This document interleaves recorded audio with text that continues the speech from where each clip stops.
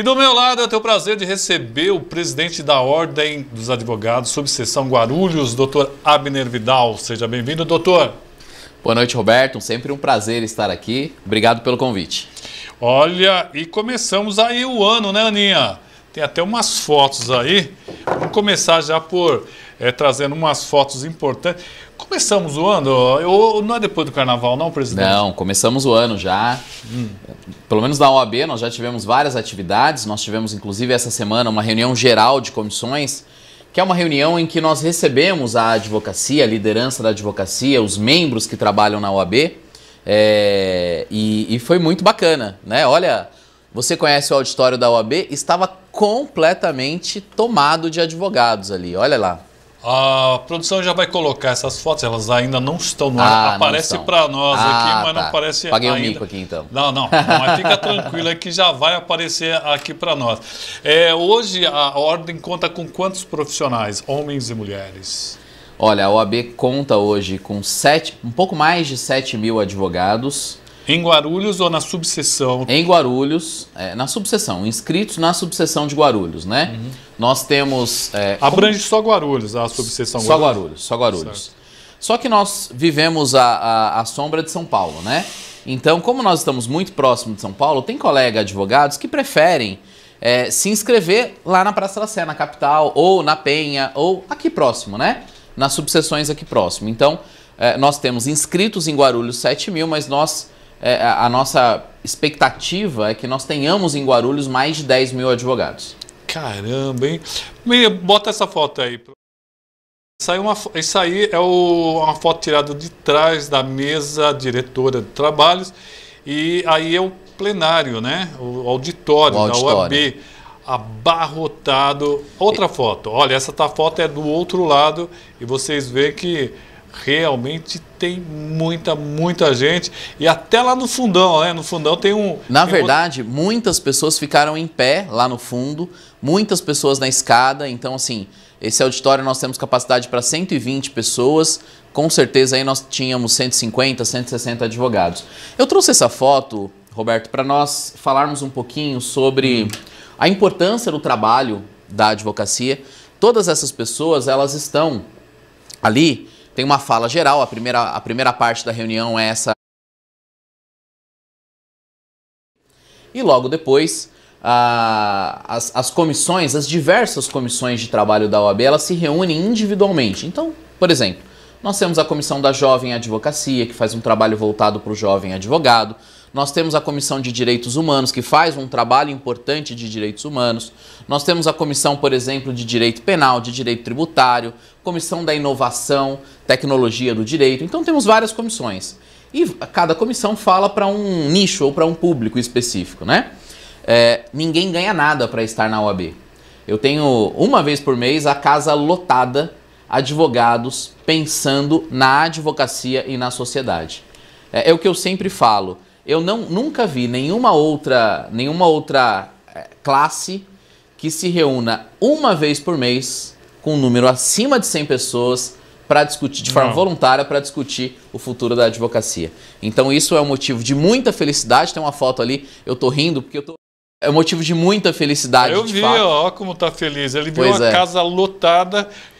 Imagine, mais de 100 profissionais, com certeza, se ali cabe 120, com certeza ia ter perto de 150, porque Sim. Tem um espaço lá e estava até o elevador, né, até a porta do elevador estava muito cheio, então é muita gente. Igual a doutora Regina Pegoraro está nos acompanhando, dando boa noite para o presidente. Boa noite, Regina. E a dona Maria Aparecida, lá da Praia Grande, que sempre nos acompanha aí. E eles também está dando boa noite para nós, doutor. É interessante o que o senhor falou. Não existe outra categoria que se reúna nem mensalmente, nem anualmente, com tantos integrantes para discutir a própria categoria. Pois é. E isso é bacana. Veja, a gente está falando assim de categoria porque a gente está comparando com outras, né? Mas a OAB é uma entidade, né? E a gente tem que lembrar que a advocacia é a única profissão que está prevista na Constituição Federal. Verdade. Então o advogado, ele tem sim, né? Às vezes as pessoas me falam, nossa, mas a OAB é tão cobrada, o que acontece a OAB é cobrada? E tem que ser assim mesmo, porque a OAB é uma entidade e que serve também para fiscalizar o poder público e não apenas o poder... Quando eu falo poder público, eu não estou falando só do poder executivo, eu não estou falando só do poder legislativo, eu estou falando do poder judiciário, eu estou falando do Ministério Público. Então, veja, nós estamos com um problema hoje que semana passada choveu e alagou o Tribunal do Júri. Então, o Tribunal do Júri é um plenário em que são julgados crimes de homicídio. Então, recebe lá jurados, não é o juiz que decide o destino do réu. São os 7 jurados que vai decidir ali o destino do réu. O juiz só aplica a pena, ou a dosimetria da pena é com o magistrado. Pois bem, está interditado. E nós temos júris acontecendo todos os dias praticamente, de terça a quinta tem júris acontecendo. E aí o Tribunal de Justiça quer levar esse júri para um outro local. E a OAB precisa ser chamada para entender se isso vai trazer um risco à segurança das pessoas que frequentam esse outro local, se o direito de defesa está sendo preservado, porque não adianta você querer fazer justiça sem o direito de defesa ou violando o direito de defesa. Portanto, a OAB é sim uma entidade de grande importância para a sociedade e é absolutamente normal e aceitável que a sociedade traga as demandas para a OAB. E é assim que tem que ser. Por isso, aquele exército de advogados para resolver essas demandas. Porque todos esses advogados... Então, por exemplo, ali eu tenho muitos advogados que atuam na Comissão de Direitos Humanos. Na semana passada nós tivemos uma importante desapropriação aqui em Guarulhos. É verdade, bem lembrado, doutor. Pois é, a Comissão de Direitos Humanos acompanhou do início ao fim. Então, a Comissão de Direitos Humanos da OAB estava lá para garantir que as secretarias da Prefeitura estivessem lá presentes, que estivesse acolhendo as pessoas. Enfim, essas pessoas, a Comissão de Direitos Humanos cobra o poder público efetivamente o cumprimento da lei. Então, não é o presidente que resolve essas questões, é o presidente da Comissão de Direitos Humanos, porque são vários assuntos, né? Eu falei aqui de direitos humanos, direito e tecnologia, direito do trabalho, direito previdenciário, direito criminal. Olha a infinidade de assuntos que nós temos na OAB. Mas você viu quantas pessoas que estão dispostas a ceder um pouquinho do seu tempo. São profissionais de alto gabarito que cedem um pouco do seu tempo para construir uma sociedade ainda melhor. Ele falou bonito agora, hein? É verdade. Olha, se eu não me engano, é a comunidade do Sata, ali em Cumbica, que teve uma desapropriação. As pessoas estavam, inclusive, na Câmara reclamando muito. E olha, é um assunto extremamente delicado, porque é uma área de risco. Né? O pessoal perdeu a casa? Sim, perdeu. A prefeitura parece que está dando a questão de R$400 como um vale aluguel. Eles reclamam que é pouco. Mas também se a prefeitura e os órgãos não tomam nenhuma atitude, né, presidente? E morre, tem uma tragédia, alguém vai ter que pagar. E a OAB também vai acabar acionando os órgãos para ver quem não tomou as atitudes corretas, né, presidente? Exatamente. O poder público tem responsabilidade. Ele não pode ver uma situação, uma calamidade e não tomar providência. Obviamente que é uma situação social muito delicada. O nosso país vive uma profunda crise. Quando eu falo de crise, nós temos que pensar em crise econômica, crise até pouco tempo atrás institucional e crise política, né? A desigualdade social tende a aumentar mais. Então as pessoas, a gente está vendo isso, a gente viu nos últimos anos as pessoas indo para a rua, as pessoas não tendo moradia e as pessoas na falta, no absoluto desespero, elas vão entrar e às vezes em um local que representa risco para a vida dela, para os filhos dela. Isso é muito delicado e é muito difícil de você compatibilizar isso. Extremamente sério. Aliás, estamos aí também, eu até quero comentar sobre o terremoto lá na Turquia e na Síria, né? A última vez que eu vi estava mais de 11 mil mortos, né? E o Brasil é tão maravilhoso que não tem terremoto, não tem maremoto. Temos algumas enchentes por nossa culpa, né, doutor? Que nós ficamos tomando o espaço que é do rio, né? Então tem que realmente tomar muito cuidado com relação a isso. Queria perguntar para o presidente, porque nós mudamos de presidente da República e parece que mudou também algumas posturas do judiciário federal. Eu não sei se mudou alguma coisa, me dá a impressão que mudou. não sei se bom, não sei para ruim, né? Mas parece que o Alexandre de Moraes está sendo, eu não sei se mais efetivo, mas as ações deles têm sido muito fortes, não, doutor? Olha, veja bem, não é nenhuma crítica, não. Eu sinto que houve uma mudança. Nós tivemos, engraçado, né? Houve uma mudança de governo.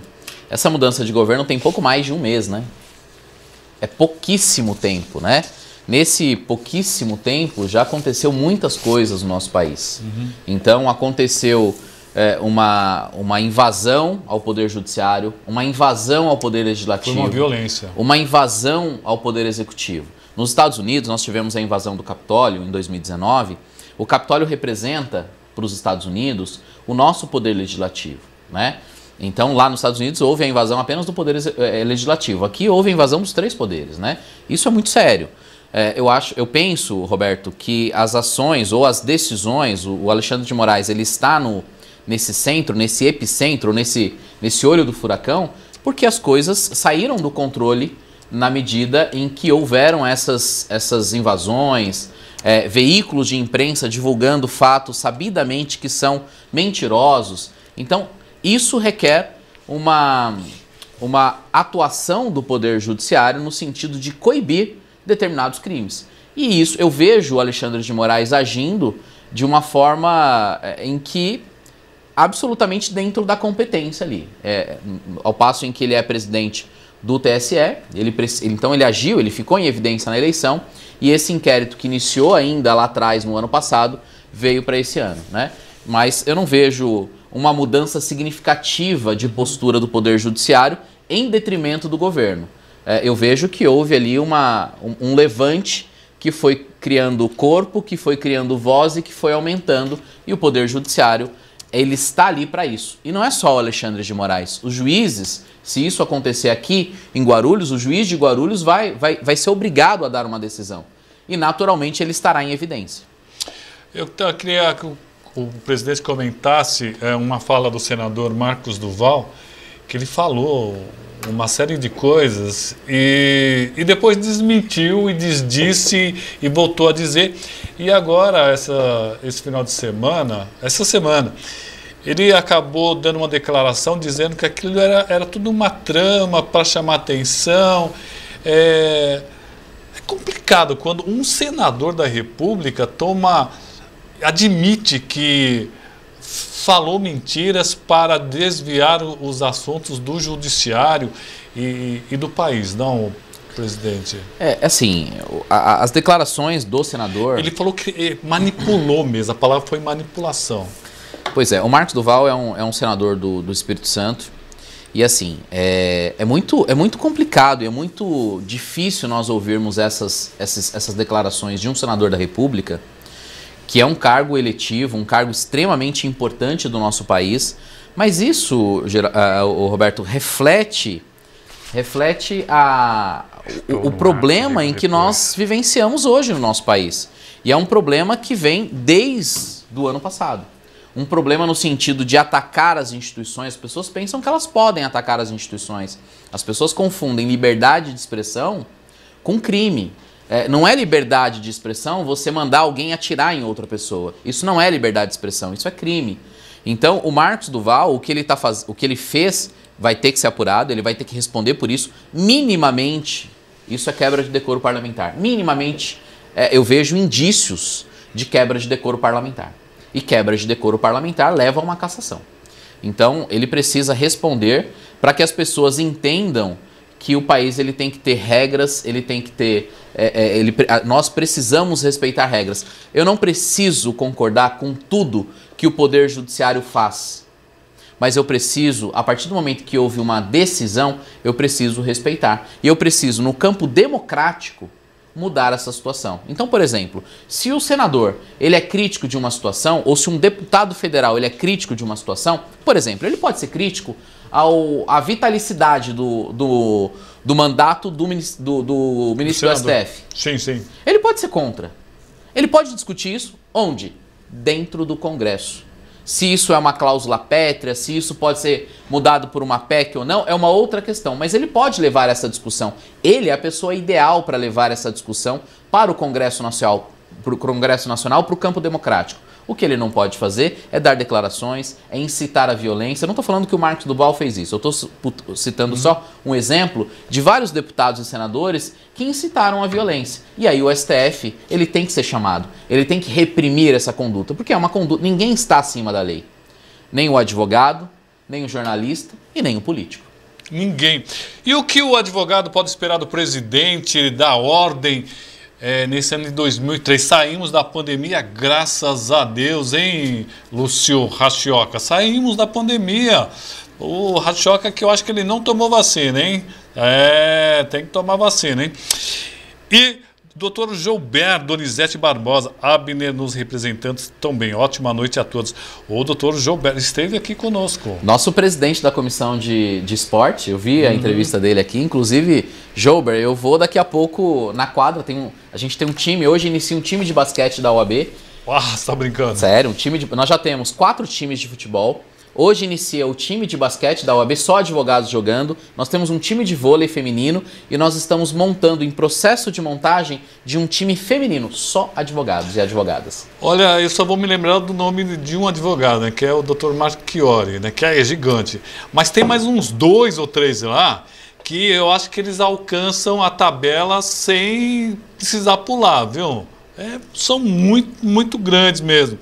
E o Dr. Joubert. Eu vou falar Joubert. A problemática de todas essas questões é que estão duvidando da aplicação correta da lei.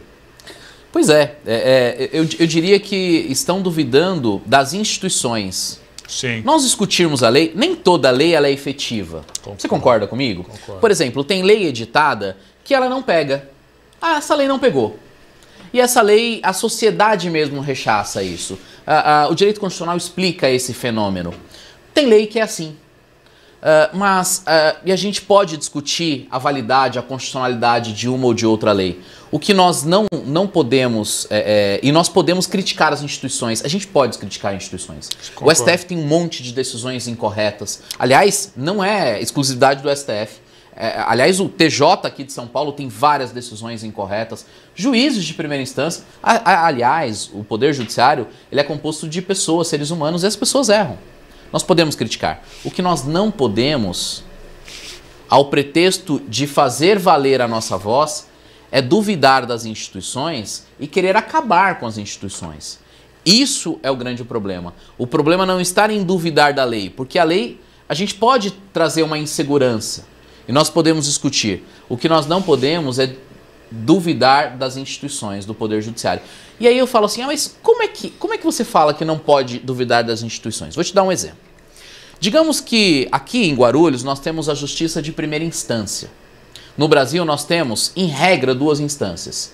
E se houver ofensa à Constituição Federal e ofensa a uma lei federal, nós temos uma 3ª instância. Tecnicamente não é correto nós falarmos em 3ª instância. Tecnicamente são 2 instâncias. Então, se o juiz aqui de Guarulhos ele errar na decisão, eu tenho a possibilidade, a Constituição me garante, a possibilidade de ver a minha questão analisada pela 2ª instância. A 2ª instância não é mais um juiz que vai analisar, são no mínimo 3 desembargadores que vão analisar essa questão. Em tese, são pessoas mais experientes, que vão ter um outro olhar para aquela questão. E se eventualmente os desembargadores julgarem contra a Constituição Federal ou contra uma lei federal, eu posso manejar recurso para Brasília. STJ no caso de lei federal e STF no caso de Constituição Federal. Portanto, o STF, a gente tem um jargão no direito e a gente brinca o seguinte: a primeira instância pode ter a decisão reformada pela 2ª instância. A 2ª instância pode ter a decisão reformada pelo STJ ou STF. O STF é quem erra por último. E nós não cabe, no nosso sistema legal, não cabe nós não aceitarmos a decisão do STF. O que nos cabe é cumprir a decisão do STF. Vou te dar um exemplo. O presidente Lula, o STF mudou o entendimento com relação à prisão de 2ª instância em 2016 e, através dessa mudança de entendimento, em 2018, o ex-presidente Lula ele foi preso. Não cabe ao presidente Lula discutir se essa decisão é errada ou é certa, a decisão do STF. Só caberia a ele uma única coisa: se entregar e ser preso. Foi o que aconteceu. Ele se entregou e passou mais de 500 dias na cadeia. Depois, o STF reviu essa decisão. E ele foi solto por uma decisão do STF. Não nos cabe invadir o STF e dizer para o STF que ele precisa mudar de opinião novamente. O que nos cabe é simplesmente respeitar as decisões judiciais. Acabou nosso tempo. Olha só, presidente aqui. Aliás, ele tem que vir aqui mais vezes, né? Demorou muito para voltar. Vamos ver se a gente traz ele aqui pelo menos uma vez por mês. Também vou pedir para ele sempre mandar aqui o pessoal dos direitos humanos, o pessoal que fala sobre política, o pessoal do combate à corrupção. Tem muita coisa interessante e nós vamos discutir muito isso aqui durante o nosso programa. Agradecer muito ao presidente da Ordem dos Advogados de Guarulhos, doutor Abner Vidal. Obrigado, Roberto. Estou à disposição. Um grande abraço ao nosso telespectador e é só convidar que eu venho.